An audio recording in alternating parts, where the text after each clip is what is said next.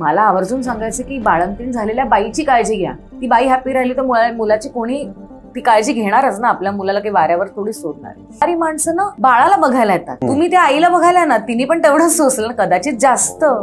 So people don't realise this and I felt bad की बाळ कसं आहे बघू का, त्याला मी हातातच द्यायचं नाही कोणाच्या, लांबनं बोलायचं अशा बाळाशी. मग त्याला काही इन्फेक्शन झालं तर रात्रीचं तुम्ही नाही येणार जागायला किंवा त्याला औषध पाजायला. मदतीला कोणीच नाही रे, म्हणजे आई नाही, सासू नाही. वडील होते पण ते कल्याणला होते, आजीला सोडून येऊ शकत नव्हते डॉक्टर असले तरी. माझ्या नवऱ्याला वडील नाही, so there was no family. फक्त मेड्स, त्यांनी त्यांच्या मुलांना वाढवली तशी मतं असतात ना मेड्सची. त्यामुळे शिक्षित, ज्याला उत्तम अनुभव आणि ज्ञान असं दोन्ही आहे, असं कोणीच आजूबाजूला नव्हतं दुर्दैवाने. त्यामुळे अशी परिस्थिती आली होती की बाळाला आता टाकणार, मी पण उडी मारणार. मी खिडकी लावून घेतली. मी म्हटलं आता आजपासून खिडकीच्या बाहेर जायचं नाही. मग मी काउन्सिलरकडे गेले, म्हटलं असं असं होतंय बाई.